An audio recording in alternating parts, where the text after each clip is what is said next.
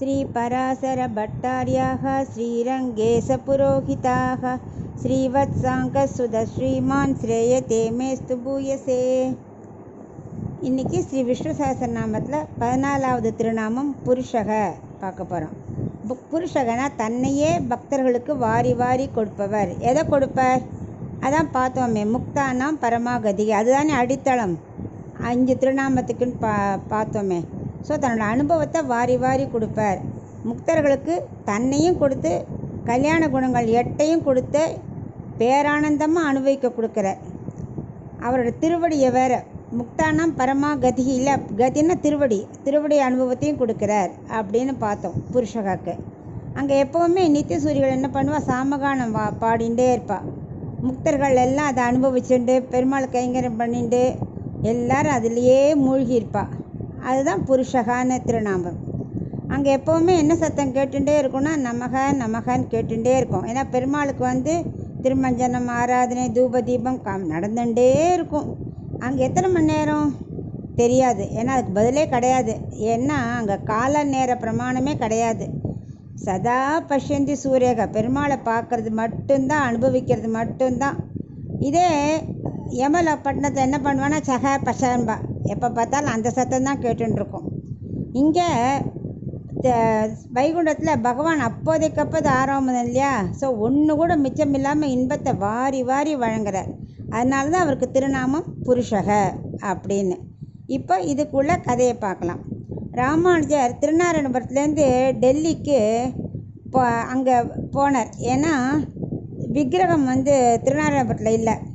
அப்போ பெருமாள் கனவுல சொன்னார், டெல்லி பாதுஷா அரண்மனையில் இருக்குதுன்னு சொல்லிட்டார். ஸோ அதை தேடிட்டு இவன் எல்லாருமா போனான், சிஷ்யரில் கூட்டுன்னு போனார்.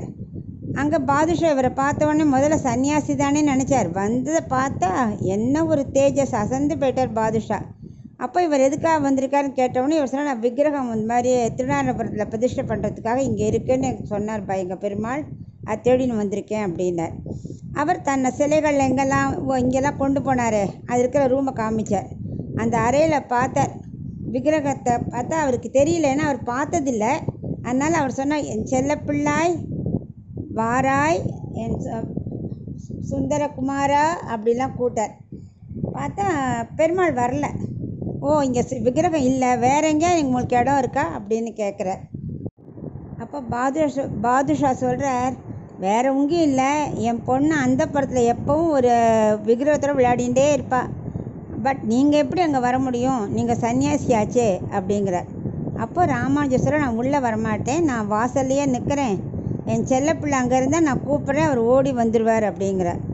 அவர் சொல்கிறார், விக்கிரகம் எங்கேயானு ஓடி வருமா அப்படிங்கிறார். இல்லை, என் குழந்தைக்கு தெரியும், அப்பாவை தெரியும், கண்டிப்பாக நான் கூட்டம் அங்கே இருந்தார்னா ஓடி வந்துடுவார், எனக்கு தெரியாட்டாலும் குழந்தைக்கு தெரியும் அப்படிங்கிறார். அதே மாதிரி பார்த்தா அங்கே பாதுஷாவோட பொண்ணு இளவரசி விளையாடின்னு இருக்கா அந்த விக்கிரகத்தோட. அவளுக்கு அந்த விக்கிரகம்தான் உயிர். அன்புன்னா அப்படி ஒரு காதல் வயப்பட்டானே சொல்லலாம். அந்த அளவுக்கு அதை விட்டு பிரியவே மாட்டா.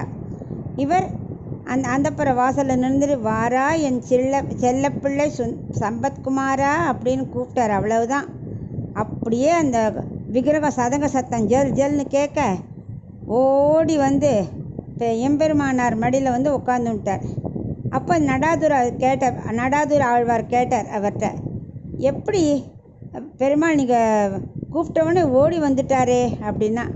அதான் புருஷக, தன்னையே தன் பக்தனுக்கு காட்டி கொடுக்க மாட்டாரா, அதுதான் புருஷக அப்படின்னார் ராமானுஜர். உடனே திருநாராயணபுரத்துக்கு எடுத்துன்னு பிரதிஷ்டை பண்ணி சம்பிரோஷம்லாம் முடித்தார். அதுக்குள்ளே அந்த இளவரசியும் ஓடி அவரோடையே வந்துட்டா. அப்புறம் அது பெருமாளோடையே ஐக்கியமாயிட்டா. ஏன்னா அவர் இல்லாமல் அவளால் இருக்கவே முடியாது. அதை நம்ம முன்னாடியே பார்த்துருக்கோம். இப்போ பிரதிஷ்டை பண்ணவுடனே பெருமாளோட கண்கள்லேருந்து தாரதாரியாக கண்ணீர் வருது. இதை கவனித்த ராமானுஜர், என்ன செல்லப்பிள்ளாய், உன் தாமரை கண்கள்லேருந்து கண்ணீர் இப்படி வருதே, எங்கள் கண்ணீரை துடைக்க வந்தவன் அல்லவா நீ, என்ன காரணம், நீ கண்ணீர் விடலாமா அப்படின்னு கேட்குறார். அதுக்கு பெருமாள் சொல்கிறார், இல்லை, பாதுஷாவோட மகள் மேட்ட அவ்வளோ அன்பு வச்சுருந்தா, அவள் ஐக்கியமாயிட்டா. ஆனால் அவளுக்கு நான் தெய்வம் தெரியுமோ தெரியாதோ, என்னை விட்டு அவளால் இருக்கவே முடியாது. அவளுக்கு ஒரு அவளையும் பிரதிஷ்டை பண்ணுவீங்க அப்படிங்கிறார். அந்த பக்தி பிரேமையை வந்து உலகம் உணரணும் அப்படின்னு நான் சொன்ன உடனே அதை உலகத்துக்கு உணர்த்ததுக்காக பிபி நாச்சியாருங்கிற விக்கிரகத்தை செல்லப்பிள்ளையோட திருவடியிலேயே பிரதிஷ்டை செஞ்சார். இன்றைக்கும் அந்த பிபி நாச்சியாரோட விக்கிரகம் அங்கே இருக்குது, நம்ம போய் சேவிச்சுக்கலாம். அதுதான் உண்மையான அன்பு பக்தி பிரேமை உள்ளவருக்கு பகவான் என்ன பண்ணுவார், தன்னையே கொடுத்துடுவார். புருஷக அப்படின்னா அடியார்களுக்கு தன்னையே அளிப்பவர். அவருக்கு ஜாதி மதம்லாம் கிடையாது. எல்லா ஜீவாத்மாவுக்கும் பகவானுக்கு ஒன்று தான். அவர் பார்க்குறது என்ன, உண்மையான பக்தி மட்டும்தான். அதனால் நாமும் புருஷாய நமக்கு அப்படி சொல்லி வந்தாக்கா பகவான் நமக்கும் தன்னையே அளிப்பார். அதில் ஒரு சந்தேகமும் இல்லை. அதுதான் இந்த புருஷக நாமத்தோட அர்த்தம்.